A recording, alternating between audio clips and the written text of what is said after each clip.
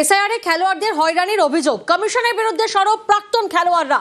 মোহাম্মদ শামী সহ একাধিক খেলোয়াড়কে এসআইআর নোটিশ। বিবেকানন্দের জন্মদিবসের প্রতিবাদে পথে প্রাক্তন খেলোয়াড়রা। ভবানীপুর ক্লাবের সামনে প্রতিবাদ কর্মসূচি। নির্বাচন কমিশনকেও চিঠির তোড়জোড়। আমার ছোট ছেলেকে ডেকে পাঠিয়েছে কি, সে তো এখানে থাকে না, তামিলনাড়ুতে থাকি। আমরা তিনজন ঠিক আছি, আমি জানি না কেন আমাদের ডেকে পাঠালো, তার কোনো ক্লারিফিকেশন পাঠাই। যেহেতু বাবা আমাকে যেতে হবে নিয়ে, আমার মনে হয় দেখো এটা তো কমিশনের দেখা উচিত যে কারা বাইরে আছে, কারা কি ব্যবস্থা, বা বাড়িতে এসে জানুক। আমাদের খেলোয়াড়দের নিয়েই তো টানাটানি করছে। অবৈধ ভোটারদের জন্য কিন্তু আমরা এখানে আসিনি, আমরা এখানে এসেছি বৈধ ভোটারদের জন্য এবং খেলোয়াড়দের যে হেনস্থা করা হচ্ছে তার প্রতিবাদে। কারণ তাদের তথ্য তো আছে, দেশের হয়ে খেলেছে, রাজ্যের হয়ে খেলেছে, বিভিন্ন সম্মানে ভূষিত হয়েছে, তাদেরও যখন হিয়ারিংয়ে ডাকছে সেটা আমাদের খারাপ লাগে। আমরা একটা জয়েন্ট পিটিশন করে ইলেকশন কমিশনের কাছে পাঠাবো। খেলোয়াড়দের কিছু হলে তো আমরা খেলোয়াড়দের পাশেই থাকবো। সেখানে কমটনদার মতো খেলোয়াড়, অলোকদার মতো খেলোয়াড়, অলোক মুখার্জিদার মতো খেলোয়াড়েরা যদি, মেহতাব হোসেনের মতো খেলোয়াড়দের যদি সমস্যায় তার পরিবার পড়ে, সবসময় খেলোয়াড়রা তার পরিবারের পাশে থাকে। কেন, একটা ফুটবল খেলা মানে টিম গেম, আমরা টিম গেমে বিশ্বাসী। শুধু যে ফুটবলারদের না, অন্য টিমের আমাদের এখানে অনেক খেলোয়াড় আছে, তাদেরও যা সমস্যা হলে আমরা তাদের পাশে থাকি। আর এবার পথ অবরোধের একটা ছবি দেখাবো আপনাদেরকে। দেখুন, কাটোয়াতে পথ অবরোধ কেন? 3 বুথে 1100 জনকে এসআইআর নোটিশ দেওয়া হয়েছে। এসআইআর নোটিশের বিরুদ্ধে পথ অবরোধ করেছেন তাই স্থানীয়রা। কেতুগ্রাম বিধানসভার 281, 282, 289 বুথে নোটিশ। রণদেব প্রতিনিধি আমাদের সঙ্গে রয়েছেন এই মুহূর্তে। রণদেব, 3টে বুথ আর সেখানে 1100 জনকে এসআইআর নোটিশ, তাহলে ভোটার রয়েছেন কতজন?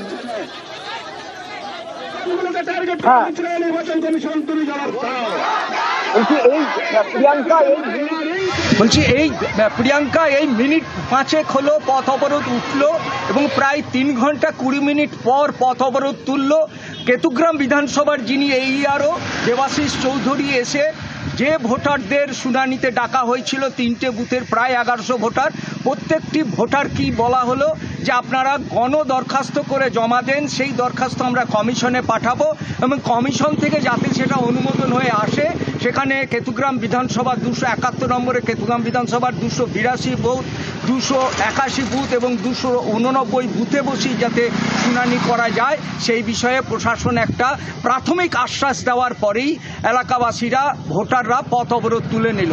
কিন্তু এই যে বারবার হয়রানি, সেখানে কিন্তু অসহায় আত্মসমর্পণ করছে কমিশনের যারা কর্তা ব্যক্তি এসছিলেন, কাটোয়া মহকুমার যিনি এসছিলেন কাটোয়া 1 নম্বর ব্লকের এবং কেতুগ্রামের এই আরও দেবাশিস বাবু এবং দেবাশিস গাইন, দুজনাই কিন্তু অসহায় আত্মসমর্পণ। বলছে আমাদের কিছু করার কিচ্ছু নাই, কারণ হচ্ছে এখানে যন্ত্র মেধা যা করার করে দিচ্ছে, সেখান থেকেই আমাদের এই হয়রানি।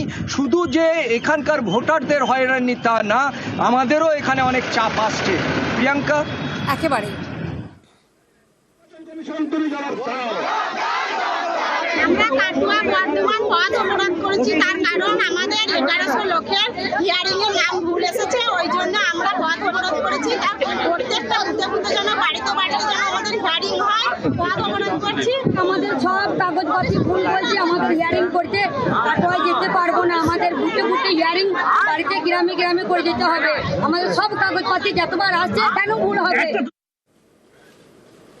সুপ্রিম কোর্টে আজ বাংলার এসআইআর মামলার শুনানি। প্রধান বিচারপতি সূর্যকান্তর বেঞ্চের শুনানি। মৈত্রেয়ীর প্রতিনিধি আমাদের সঙ্গে রয়েছেন। মৈত্রেয়ী, কি জানা যাচ্ছে?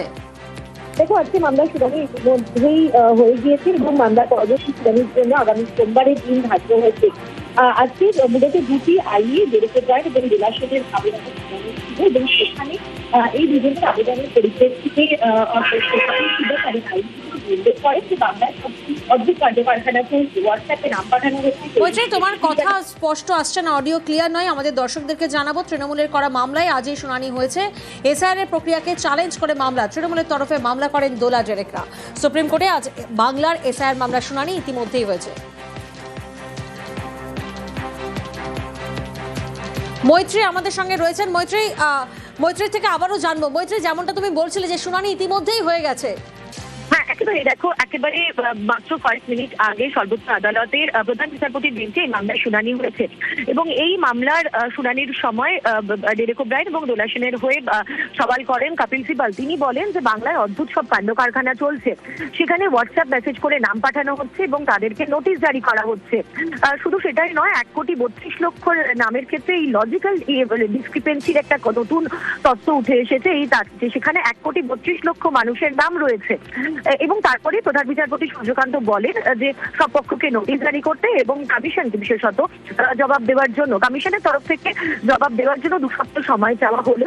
সর্বোচ্চ আদালতের তরফ থেকে সেই সময় দেওয়া হয়নি, 1 সপ্তাহ সময় দেওয়া হয়েছে। ফলে সব পক্ষকে আজকে নোটিশ জারি করা হলো। 1 সপ্তাহের মধ্যে নির্বাচন কমিশন সহ সব পক্ষকে তাদের জবাব দিতে হবে এবং আগামী সোমবার এই মামলার পরবর্তী শুনানি হবে। বেশ, প্রিয়াঙ্কা।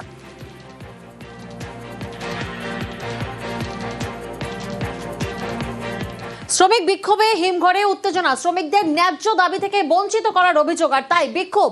একাধিক অভিযোগে হিমঘরে বিক্ষোভ, হিমঘর কর্তৃপক্ষের সঙ্গে আইএনটিটিউসির কর্মীদের বচসা। সুকান্ত প্রতিনিধি আমাদের সঙ্গে রয়েছেন। সুকান্ত, পশ্চিম মেদিনীপুরের চন্দ্রকোনা 1 ব্লকের এই ঘটনা, কিন্তু এই বিক্ষোভের কারণ কি? কি অভিযোগ মূলত সামনে আসছে?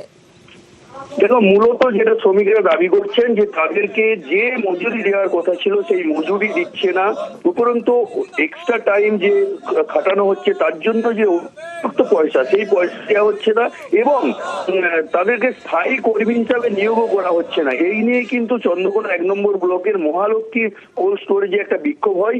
সেখানে চন্দ্রকোনা 1 ব্লকের শ্রমিক সংগঠনের তৃণমূলের নেতা তিনিও ছিলেন এবং তৃণমূল কর্মীরাও ছিলেন। সেক্ষেত্রে কিন্তু মালিক সাথে একটা বচসা তৈরি হয়।